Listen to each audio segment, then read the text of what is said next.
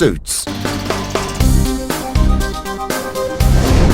When selecting a dive suit, the rule is to choose one that will provide you with adequate thermal protection for the type of diving you will be doing and the temperature of the water. A light suit is fine for short dives in the tropics, but in colder water you could risk hypothermia. On the other hand, wearing a semi-dry suit used in cold waters could lead to you getting heat stroke if worn in the tropics. A table may help you when choosing your dive suit.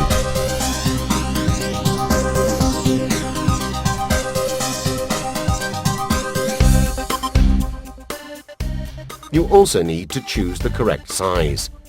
The thickness of the suit is not enough to keep you warm. You also need to limit the amount of water that can get inside the suit.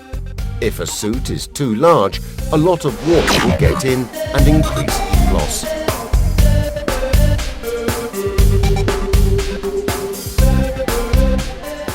However, a suit that is too tight, particularly around the chest and wrist and ankle seals, can cause breathing difficulties and circulation problems. A suit that is too tight around the chest can compress the rib cage and make it more difficult for the lungs to expand. This reduces the exchange of gas at the alveolus capillary level and leads to an increase in the partial pressure of carbon dioxide in the blood. This increase triggers the respiration's control center to increase the frequency of the respiratory acts. The result is a sensation of air starvation that could turn into real breathlessness and even worsen to become a hypercapnic syncope.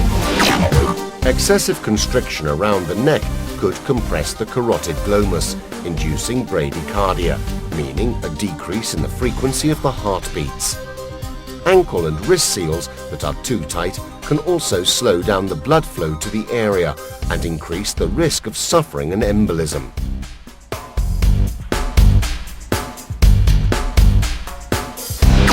Using a dry suit requires special training.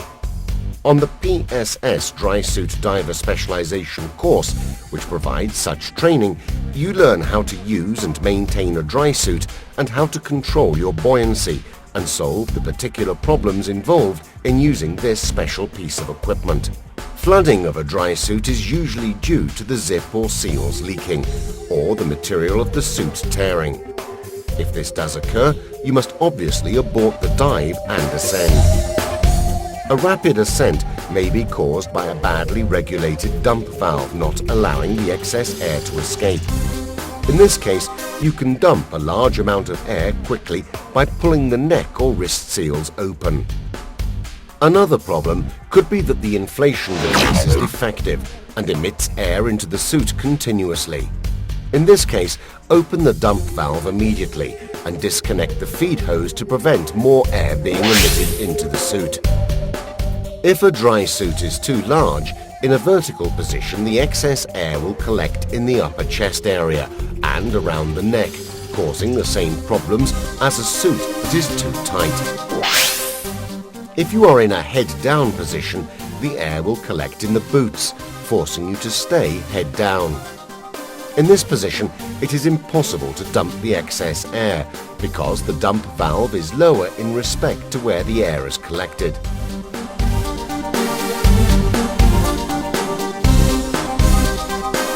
To avoid a risky ascent to the surface, you must push your body upwards and force your head and shoulders into an upright position.